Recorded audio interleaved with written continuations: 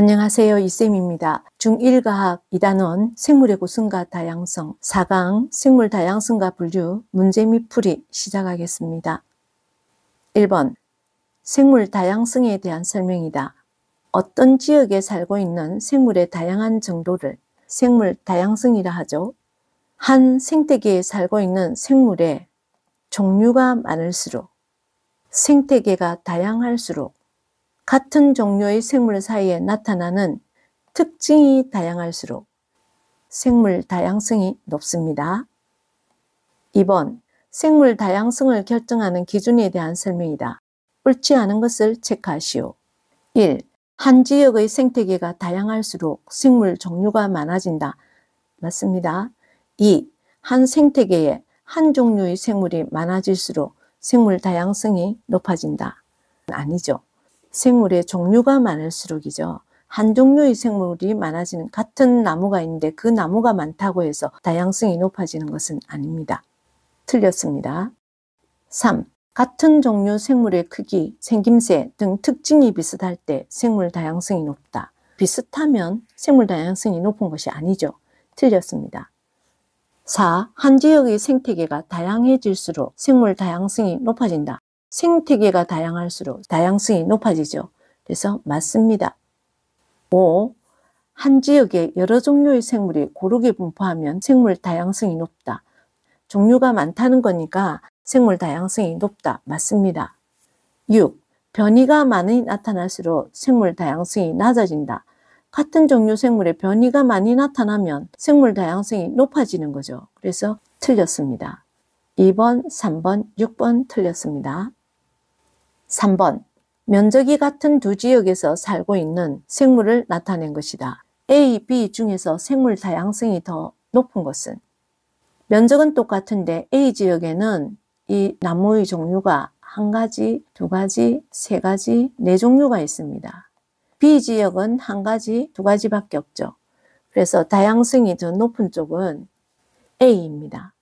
만약 같은 면적의 논과 숲 두 생태계가 있다면 생물 다양성이 더 높은 쪽은 논에는 주로 벼나 한두 가지밖에 살지 않지만 숲에는 다양한 생물들이 살고 있죠. 그래서 생물 다양성이 더 높은 쪽은 숲 되겠습니다. 4번, 생물의 변이에 대한 설명이다. 채워봅시다.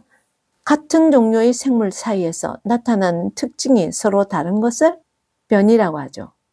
이것은 생물이 빛, 온도와 같은 뭐에 적응하죠? 환경에 적응하며 큰 차이가 날 수 있다. 이것이 적은 다양한 생물 무리는 환경이 급격하게 변해도 멸종할 가능성이 낮다. 멸종할 가능성이 낮다는 것은 이건 다양한 생물무리. 이것이 다양하다. 변이가 다양한 생물무리는 환경이 급격하게 변해도 멸종할 가능성이 낮습니다. 밝은색 모래가 많은 곳에 사는 올드필드쥐의 털 색깔은 밝겠죠. 환경에 적응을 했습니다. 어두운 색 흙이 많은 곳의 털 색깔은 어둡다. 환경에 적응해서 변이가 나타난 거죠. 같은 종류 생물에서 이렇게 적응해서 다른 특징을 나타내는 것을 변이라고 합니다. 같은 종류 생물 사이에서 나타나는 특징이 서로 다른 것. 예를 들어서 올드필드쥐, 갈라파고스 제도의 핀치도 그렇고 사막 여우, 북극 여우 등도 같은 종류인데 환경에 적응해서 특징이 서로 다르게 됐죠. 이런 걸 모두 변이라고 합니다. 다시 정리해보면 북극 여우는 귀가 작고 몸집이 크죠. 열 방출을 적게 하기 위해서, 열 손실을 적게 하기 위해서 그렇죠. 사막 여우는 똑같은 여우였었는데 이거는 너무 더운 곳, 귀가 크고 몸집이 작아서 열 방출을 쉽게 해야 되죠. 환경에 적응하여 변이가 된 것입니다. 서로 다른 온도 환경에 적응한 결과입니다. 5번, 변이에 해당하는 것을 체크하시오. 고양이 털 무늬가 조금씩 다르다. 같은 종류이죠. 같은 고양이인데 털 무늬가 다른 것. 변이가 일어났죠. 같은 종류 사이의 특징이 다르죠. 이것은 변이가 맞습니다. 금이와 모기의 다리 개수가 다르다. 같은 종류 생물이 아니죠. 서로 다른 종이죠. 그래서 이것은 변이가 아닙니다. 3. 바지락 껍데기의 색깔과 무늬가 조금씩 다르다. 똑같은 생물 바지락인데 환경에 적응해서 껍데기 색깔 무늬가 조금씩 다른 것. 이것은 변이입니다. 4. 상어와 고래의 생김새가 서로 다르다. 상어와 고래는 같은 생물이 아니죠. 같은 종류가 아니죠. 그래서 이것도 변이가 아닙니다. 5. 무궁화 꽃 색깔 여러 가지가 있다. 같은 무궁화인데 같은 종류인데 꽃 색깔 여러 가지 변이가 된 거죠. 그래서 5번은 변이 맞습니다. 6. 무당벌레의 겉날개의 무늬와 색깔이 조금씩 다르다. 같은 무당벌레인데 겉날개 색깔이 다르고 무늬가 조금씩 다르죠.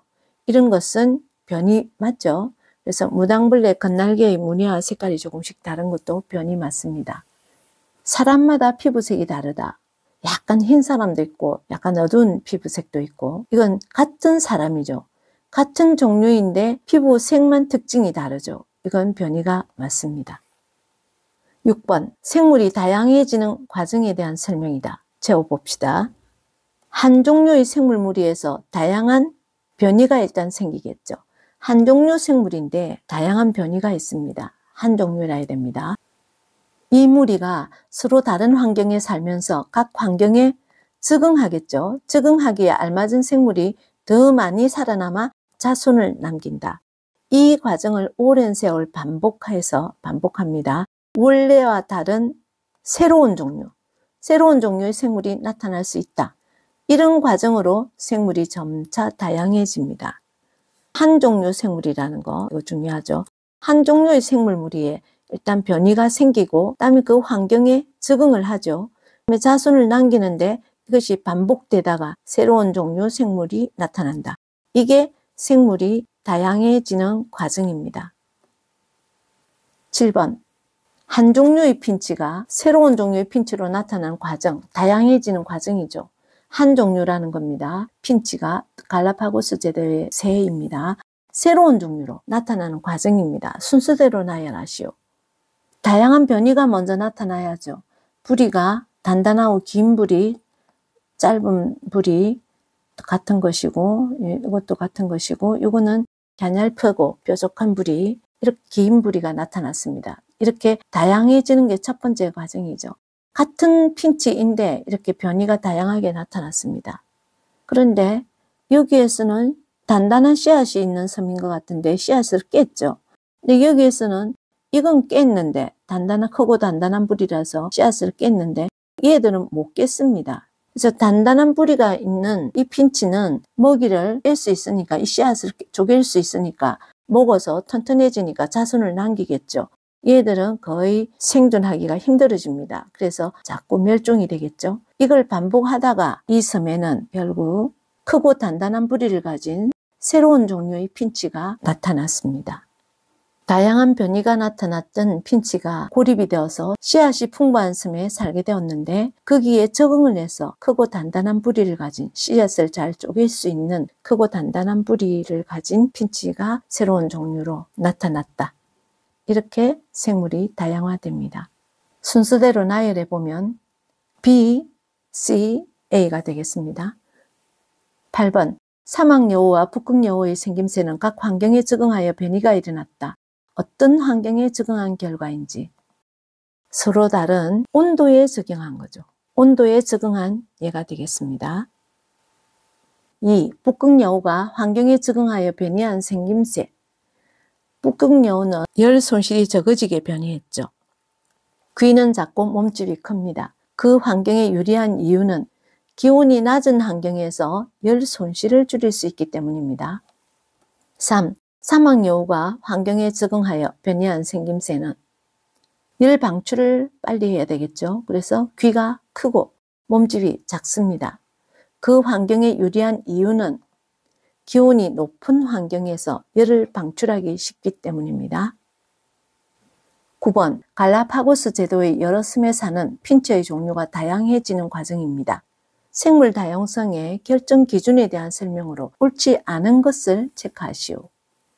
여기에 다양한 변이가 일어났고 핀치가 딱딱한 씨앗이 많은 섬에 고립이 되어서 살면서 씨앗을 잘 쪼개어서 먹을 수 있는 크고 단단한 부리를 가진 핀치가 더 유리해서 자손을 남기고 그게 반복되면서 이런 핀치가 나타났습니다. 다음 선인장이 많은 섬에 고립된 핀치들은 어떻게 적응이 됐을까 이거죠. 1. 핀치는 서로 다른 먹이 환경에 적응하여 부리 모양이 다양해졌다. 맞습니다. 2. 한 종류였던 핀치 사이에 변이가 있었다. 맞습니다. 3. 부리 모양의 다양화에 영향을 준 환경 요인은 온도 때문이다. 온도가 아니죠. 먹이 때문이죠. 단단한 씨앗을 쪼개기 쉬운 것, 혹은 선인장사의 과육을 취할 수 있는 뿌리를 가진 것들, 이런 것들이 살아남았죠. 영향을 준 환경 요인은 온도가 아닙니다. 먹이 때문이죠. 씨앗 때문이죠. 이건 틀렸습니다. 변이와 환경에 적응하는 과정에서 생물이 다양해졌다. 다양해지는 과정을 나타낸 거죠. 10번 1. 위 핀치의 부리 모양 다양화에 미친 환경 요인. 이건 아까 온도가 아니라고 했죠. 그래서 미친 환경 요인은 먹이의 종류입니다. 2. 위 그림에 딱딱한 씨앗이 많은 섬에 사는 새의 부리는 어떻게 변이했는가? 크고 단단한 부리로 변이가 일어났죠. 위 그림에서 A의 부리는 어떻게 변이했는가? 이 A에서는 이 선인장 가시가 부리가 너무 짧으면 가시에 찔리게 되죠. 몸이. 가시에 안 찔리려면 선인장 가시에 닿지 않게 부리가 진화했겠죠. 닿지 않게 선인장에 있는 과육을 취해야 되니까요. 그래서 선인장 가시보다 긴 부리. 11번 생물의 분류 단계를 쓰시오. 종, 속, 과, 목, 강, 문, 개죠. 종은 생물의 분류 단계의 가장 기본 단위, 가장 낮은 단위이고 개는 가장 높은 단위입니다. 속이 종을 포함하고 과가 속을 포함하고 개는 이 모든 이런 것들을 포함하죠. 12번 생물의 분류체계에 생물의 5개를 쓰시오. 핵이 없는 원핵 생물계부터 순서대로 원핵 생물계, 핵이 없습니다. 나머지 4개는 핵이 있죠. 원생 생물계, 균계, 식물계, 동물계. 이게 생물의 5개입니다.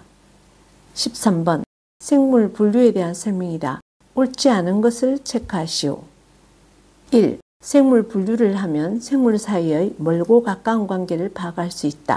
맞습니다. 2. 생물을 일정한 기준에 따라 비슷한 종류의 무리로 나누는 것. 맞습니다. 3. 생물 분류에서 작은 분류 단위에 같이 속할수록 가까운 관계. 큰 분류 단위에서 작은 단위로 갈수록 더욱 가까워지는 것이죠. 맞습니다. 4. 생물 고유의 특징 기준으로 분류하면 사람마다 분류 결과가 달라진다. 사람은 모두 분류 단계가 똑같습니다. 그래서 이것은 틀렸습니다. 5. 체계적으로 분류하면 생물 다양성 이해에 도움이 된다. 맞습니다. 6. 생물 사이의 공통점과 차이점을 찾아서 분류한다. 맞습니다. 옳지 않은 것은 4번. 14번 생물의 분류 단계에 대한 설명이다. 옳은 것을 체크하시오. 1. 분류 단계에서 가장 작은 단위로 기본이 되는 단위는 종이다. 맞습니다. 2. 분류 단계에서 가장 큰 단위는 문이 아니죠. 개입니다. 틀렸습니다. 3. 같은 목에 속하는 생물은 모두 같은 과에 속한다.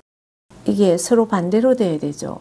종, 속, 과, 목이니까 목이 더 상위 단계이기 때문에 이게 서로 반대로 같은 과에 속하는 생물은 모두 같은 목에 속한다는 거죠. 목이 더 높은 단위이기 때문입니다. 목에 과가 포함되는 거죠. 틀렸습니다. 4. 같은 과에 속하는 생물은 모두 같은 속에 속한다. 과가 더 높은 단위계입니다. 그래서 같은 속에 이게 서로 또 반대로 돼야 되죠. 같은 속에 속하는 생물은 모두 같은 과에 속한다. 이게 맞습니다. 틀렸습니다. 5. 개에서 종으로 갈수록 더 세부적으로 나누어진다. 맞습니다. 옳은 것은 1, 5. 15번 생물의 분류 단계를 나타낸 글입니다. A, E에 속하는 분류 단위. 포함 관계가 가장 전체를 포함하는 것이 E죠. E가 개가 될 것입니다. 가장 높은 단위 개. 그래서 순서대로 해보면 종, 속, 과, 목, 강, 문, 개죠. 그래서 A는 과, B는 목, C는 강, D는 문, E는 개가 되어서 개가 아래에 있는 이 모든 것을 포함합니다. 16번 생물을 5개로 분류한 것이다. 해당하는 분류 기준 한 가지만 쓰시오. 1. A, B, C, D와 E로 구분하는 분류 기준 A는 이 A, B, C, D와 E를 분류하는 기준 A는 세포 핵이 있는지 없는지, 핵의 유무겠죠. 그래서 핵의 유무. 2. A와 B로 분류하는 기준. A와 B를 분류하는 기준은 식물계와 균계를 구분하는 것입니다. 한 가지만 쓰라고 했기 때문에 가장 큰 것, 광합성의 유무 되겠습니다. 한 가지만 쓰라고 했기 때문에 광합성의 유무가 제일 크겠죠. 광합성을 하는 것은 식물계이고 광합성을 하지 않는 것은 균계입니다. 3. A, B와 C로 구분하는 분류 기준 C는 A, B와 C를 분류하는 기준 C 한 가지만 쓴다면 세포벽의 유무 되겠습니다. 세포벽이 있는 것이 식물계와 균계이고 없는 것이 동물계입니다. 17번 생물의 5개에 대한 설명이다. 옳은 것을 체크하시오. 1. 식물계와 동물계는 모두 다세포로 이루어져 있다. 맞습니다. 2. 원생 생물계는 모두 단세포 생물이다. 대부분이 단세포 생물이지만 미역, 다시마는 다세포 생물이죠. 그래서 이것은 틀렸습니다. 3. 원핵 생물계는 세포에 핵이 없고 세포벽이 있다. 맞습니다. 4. 균계에 속하는 생물은, 근데 여기는 세균류가 있죠. 세균류가 있는 이것들은 원핵 생물계입니다. 그래서 이건 틀렸습니다. 5. 스스로 양분을 만들 수 없어서 대부분 죽은 생물을 분해하여 양분을 얻는 것은 균계입니다. 그래서 이것이 틀린 거죠. 식물계가 아니고 균계. 옳은 것은 1번, 3번입니다. 18번 생물을 5개로 분류했을 때 미역, 다시마, 집신벌레에 속하는 분류 체계에 대한 설명 중 옳은 것. 미역, 다시마, 집신벌레는 원생 생물계입니다. 집신벌레는 단세포 생물이지만 미역, 다시마는 다세포 생물입니다. 1. 세 개 모두 광합성이 가능하다. 광합성이 가능한 것은 미역, 다시마이죠. 그래서 이건 틀렸습니다. 2. 원핵 생물계에 속한다. 원생 생물계죠. 틀렸습니다. 3. 고사리와 같은 식물계에 속한다. 미역, 다시마는 식물계가 아니죠.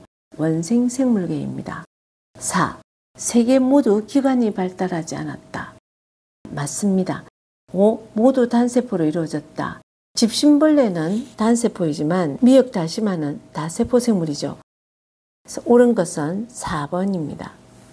19번 다음은 생물의 5개로 분류하는 과정을 나타낸 순수도이다. A1을 써봅시다.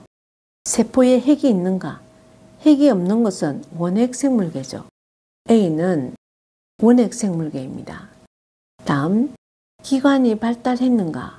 기관이 발달하지 않은 것은 원생 생물계와 균계가 발달하지 않았습니다.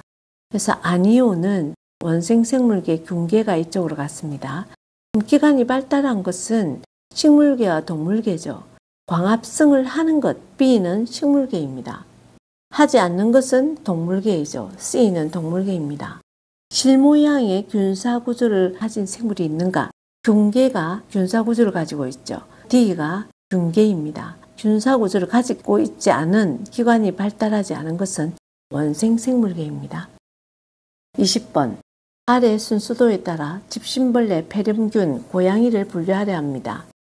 먼저 세포에 핵이 있는가? 핵이 없는 것은 아니오는 원핵 생물계죠. C는 원핵 생물계, 폐렴균, 세균류가 되겠죠. 이것이 C입니다. 남은 것은 원생 생물계, 균계, 식물계, 동물계입니다. 다세포 생물인가? 아닌 것. 원생 생물계는 대부분이 단세포이지만 아닌 것도 있습니다. 근데 여기 원생 생물계 중에 집신벌레는 원생 생물계면서 단세포 생물입니다. 다세포 생물이 아닌 것, 집신벌레. 원생 생물계이면서 다세포인 것은 미역, 다시마이죠. 나머지가 균계, 식물계, 동물계입니다.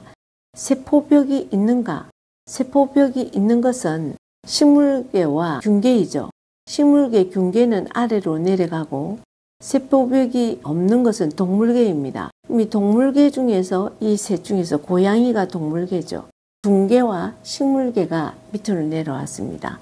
진달래는 식물계이고 송이, 버섯, 곰팡이류는 균계이죠. 광합성을 할 수 있는가? 한 가지만 쓴다면 먼저 A는 고양이가 되겠습니다. B는 집신벌레였죠. C는 폐렴균이었습니다. 가해에 들어갈 생물의 분류 기준. 가해는 광합성을 하는가? 광합성을 하지 않는 것은 버섯 곰팡이류죠. 그래서 균계인 송이버섯이 여기 들어왔습니다.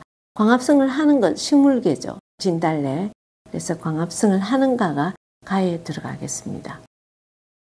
여기까지입니다.